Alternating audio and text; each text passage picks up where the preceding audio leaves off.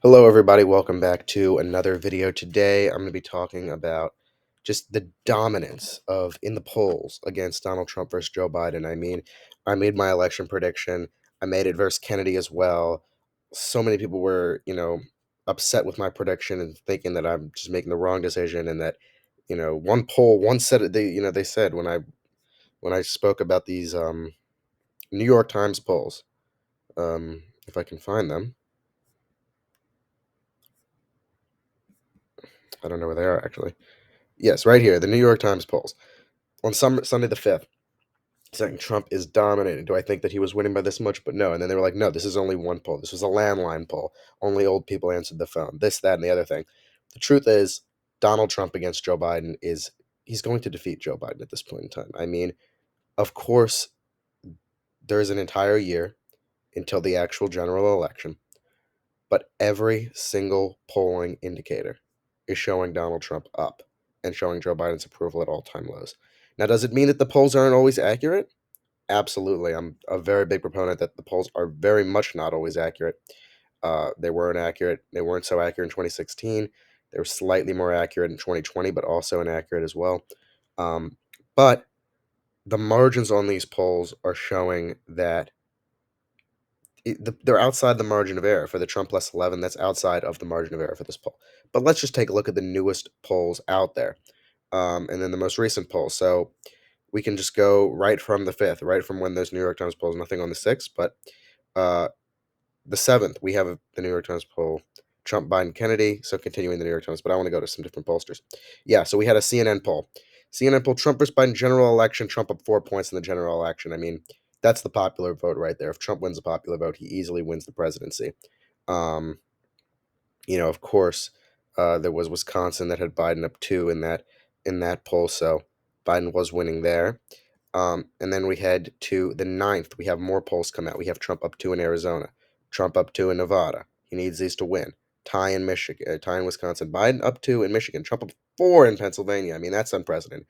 Up 8 in Georgia. When we look at these polling overall, Trump up 5.5 in the spread in Georgia. That was what it was in 2016, and that's what he won by about in 2016. So the Georgia polling has been relatively accurate there, at least.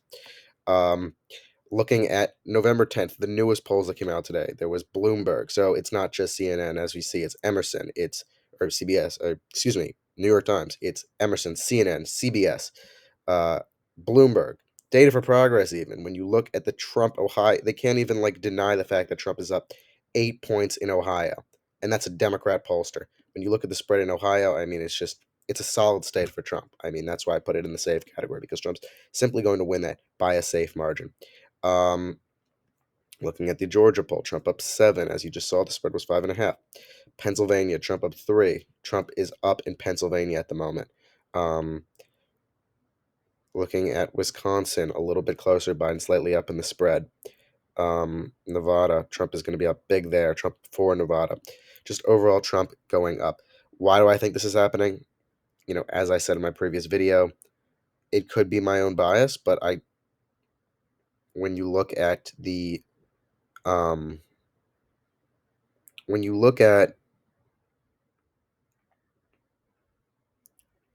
what's what people expected Joe Biden to be going into the presidency versus what he actually symbolizes now is very different. When people voted for Joe Biden, and I believe Joe Biden won the election, when people voted for him, they believed that he um, was a return to normalcy. They believed that he would, make it so that America was looked on as not some country run by some maniac or somebody who just thinks, doesn't have any rational thinking, just makes decisions and just goes with them.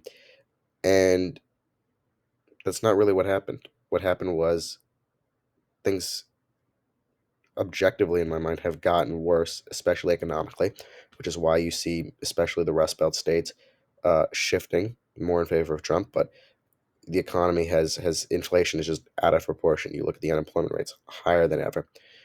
Prices of everything, not just gasoline, but of everything, have gone up.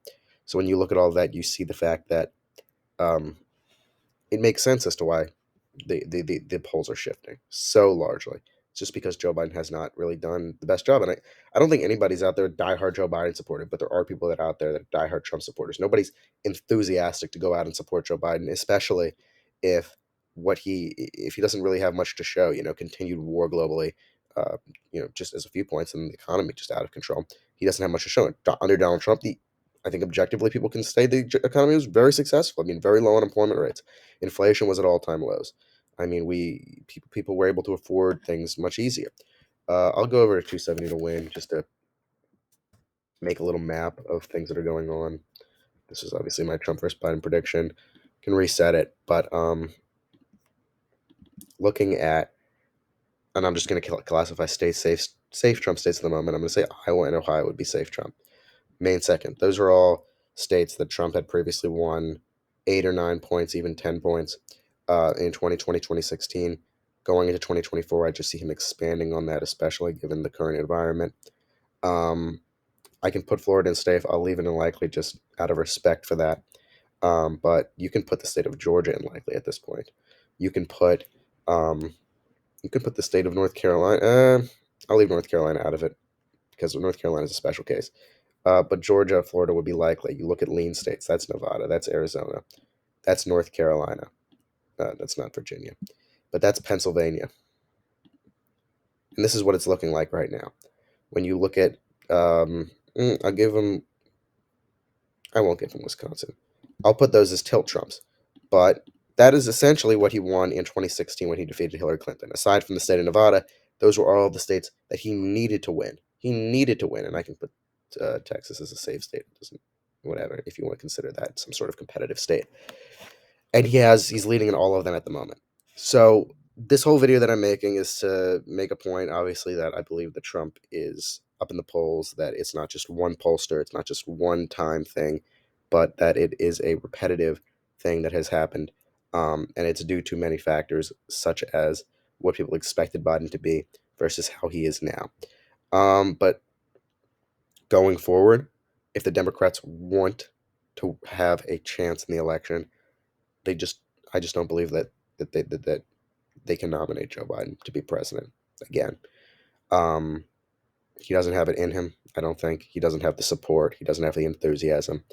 Gavin Newsom is the best alternative for the Democrats. I guess you could think of Michelle Obama, but Gavin Newsom, governor of California, the biggest Democrat state, he's relatively young. He's sharp. He's quick-minded. It's not that people can say he's weak because he was recalled.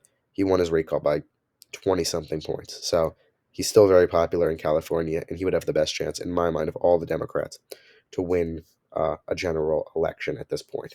So anyway, that's all for my video today. Just a quick video discussing the most recent polls that have come out and Trump's dominance in them. Anyway, let me know your thoughts on these polls in the comments below. Thank you for watching this video, and have a great day. I'll see you all soon.